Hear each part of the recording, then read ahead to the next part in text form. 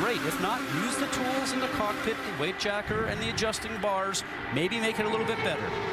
Looking for Dan Wheldon. Started 34th in this field. He has moved up 10 spots. You're on board with him.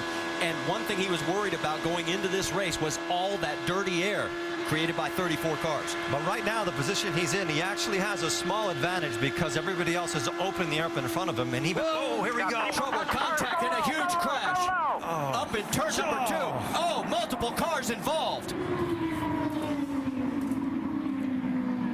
Oh, my. It looks like Dan Wheldon may be involved in it. And Eddie, you and I spoke about this morning on the drive-in. Just this amount of cars, the speed, just the chance for what they call the big one.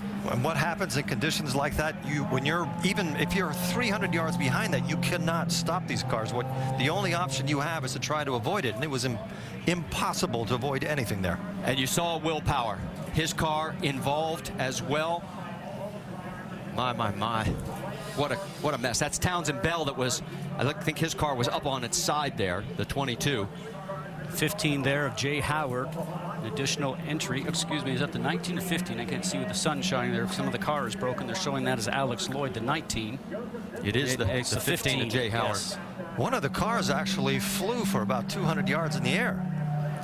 Red flag is out here at Las Vegas Motor Speedway on lap number 12.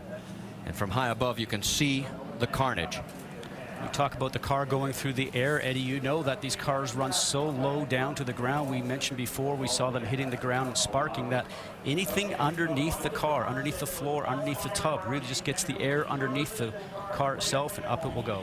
We saw J.R. Hildebrand out of his car.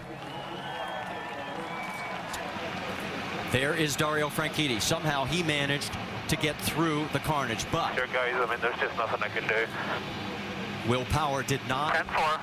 They are going to stop you at pit lane on the right-hand side. They want the drivers to stay in the cars. What Franchitti was alluding to is there's nothing he can do avoiding the debris that's on the track.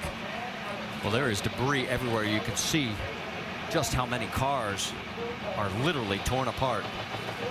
And this was the one thing, and there is the 18 of James Jakes. Now, he had a crash early in practice on Friday. That is actually a KV Racing backup car that they put together for him. Now, I don't see much damage on there, but he's out of the cockpit. And look at this from high above. And this was the one thing we were fearing when we saw qualifying and the two championship contenders in the middle of the field. A big crash like this early in the race. What happens in accidents like this is that a single mistake by anybody, which might be dirty air, could be anything, multiplies itself so fast that you start accumulating cars. There's no way that you can control what happens. Once you start spinning at those speeds, it's impossible. It's impossible to solve the problem. And when we were watching that, Eddie, I'm not sure that anybody made a mistake, because I started to see some sparks. I was wondering if actually there was a suspension failure or a failure on a car, and the sparks I saw, and then all of a sudden people started to collide with each other. So not sure if it was a driver error. There's Paul Tracy to the right there. We're going to sort this out. We know at least 8 cars are involved, maybe more. So stay with us. We'll go side by side, and it's only lap 13. And we've already had a huge crash here at Las Vegas.